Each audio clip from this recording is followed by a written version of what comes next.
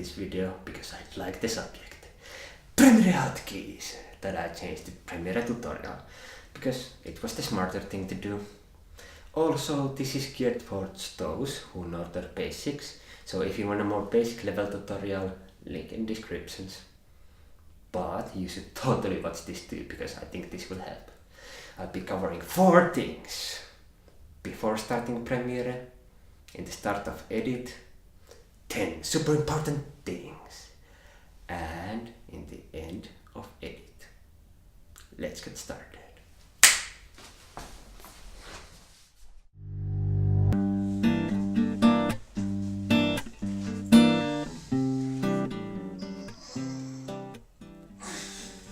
When you have decided to do some editing, you'll first want to take a good position to sit. Rule of thumb is to imagine that your tailbone is actually a real tail, and your goal is to not sit on your tail. Next, your hands. If you don't have a comfortable chair handles and you use the corner of the table to carry your hands, I recommend putting something soft in there, like a towel. Then, organize your materials in a way that you and future editor can find that stuff with ease. All project assets should be located in one main folder.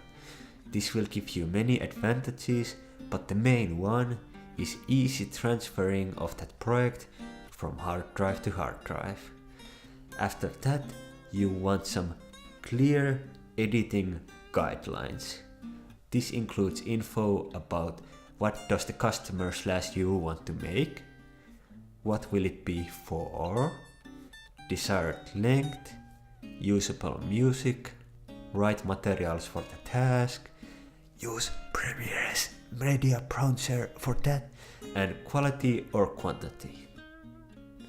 Now, there's only one thing remaining.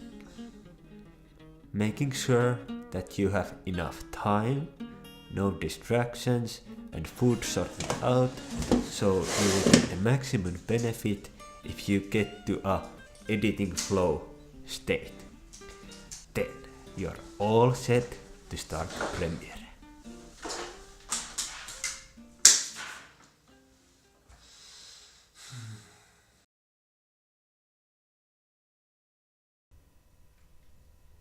For you.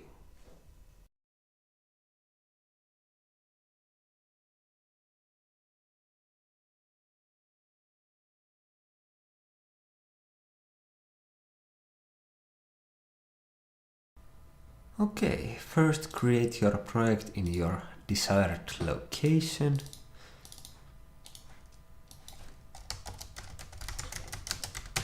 Then if you need to fiddle around with the scratch disk settings, the first 2 are when you record video or audio with Premiere, and the next 2 are when you put effects to video and audio and you render those files to see them at their maximum quality playback. Those are for the render files, and this is for the ever-trusting autosave. And I'll go into more detail about save locations later. Then there's a couple of things that I recommend you do before starting editing. First up is autosave, and these files take no space.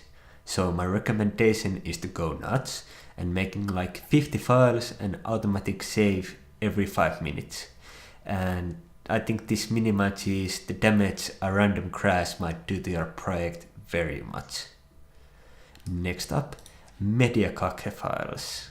And these are the files that Premiere make when you import video or audio to your project to make the playback smoother. And if you have a lot of video and audio files, the folder size might get quite big. So, my recommendation is when you're working alone, making one fixed locations for those files, and then you don't need to change the locations when new projects come along. Or B, when you work with a group of editors, putting it to the main project folder. So when another person is accessing that project from another computer, that computer's Premiere doesn't need to make these files again. or using the save media CC files next to the originals, but I don't like this at all, and I'll show you why.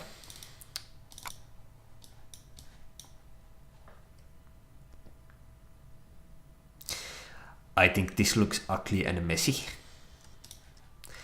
And the same logic applies in the scratch disk department of the location.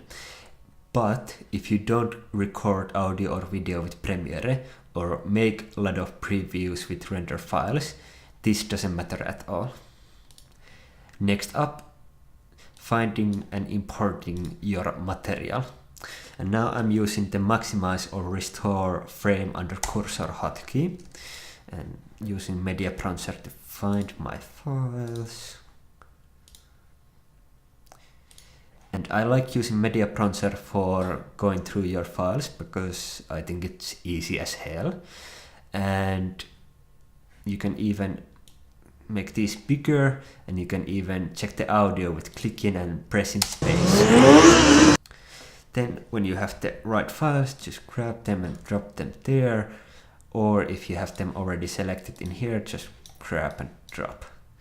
And if you have like some files that just doesn't compute, the Premiere says that these doesn't compute, we don't take these, so they won't be here.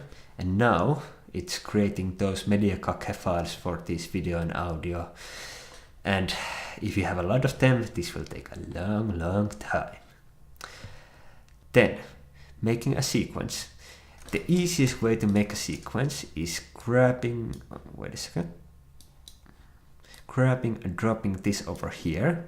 And now the sequence settings will match the video material settings.